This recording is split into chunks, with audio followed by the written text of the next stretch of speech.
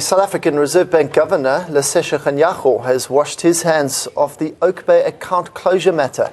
Responding to a question during the Q&A session while announcing the rates decision, he said the Reserve Bank does not interfere in the relationship between the banks and their clients.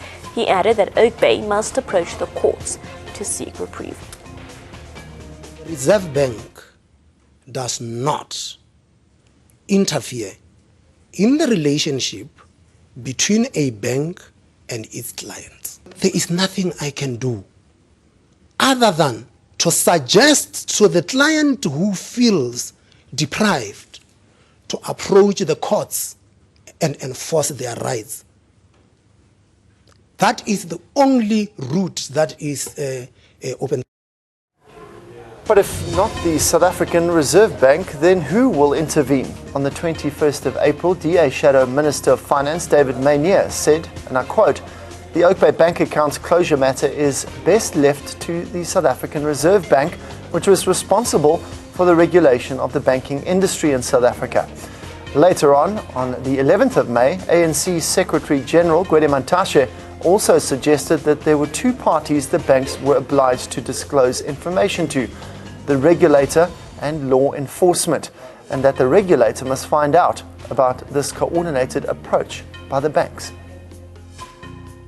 Let's have a look at some of the contradictions that have popped up between the SARB and, of course, their conclusion with regards to the Oakbay closure here. Well, SARB's self-acknowledged function, the bank supervision, that the Reserve Bank is responsible for the banking regulation as well as the supervision in South Africa. The purpose is to achieve a sound, efficient banking system in the interest of the depositors of the bank and the economy as a whole. Now, this goes in contradiction with what Lesetja Kganyago was saying, that, of course, Oakbay, which it views as a client, needs to now take this matter to the courts. Another thing coming here with regards to the functions of the South African Reserve Bank, the function is performed by issuing banking licenses to banking institutions as well as monitoring their activities in terms of either the Banking Act of 1990, their Act number 4, or the Mutual Banks Act number 123 of 93, as well as the regulations relating thereto. This is SARB's self-acknowledged function. This is on their website. This is what they say is their mandate as the South African Reserve Bank with regards to the regulation of banking systems here and, of course, the clients that are posed in that. Speaking during ANN7's business show last night, Kusatu lashed out at the South African Reserve Bank for being independently owned and therefore not being worried about the fate of workers. Kusatu's position when it comes to the Reserve Bank is that we do not expect anything from the Reserve Bank to be done in the best interest of workers and of the country, because that is a privately owned Reserve Bank. So if you have a privately owned Reserve Bank that belongs to some anonymous shareholders, then you can't say in the interest of the country you expect those people to actually be the ones who will take final decisions.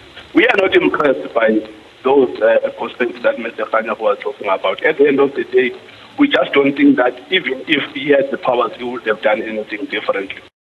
Once the bank accounts are completely closed, that is tantamount to liquidation of a company by stealth. Because you cannot receive money, you cannot pay out anybody. You are effectively being put out of business. And I continue to hold a strong view that the banks seem to have acted in concert in a collusive manner, which is certainly unlawful. And one question that begs to be answered: why are the other relevant regulatory agencies such as the Competition Commission, the Financial Services Board, the Financial Intelligence Center Act, why are they continuing to keep quiet on this matter?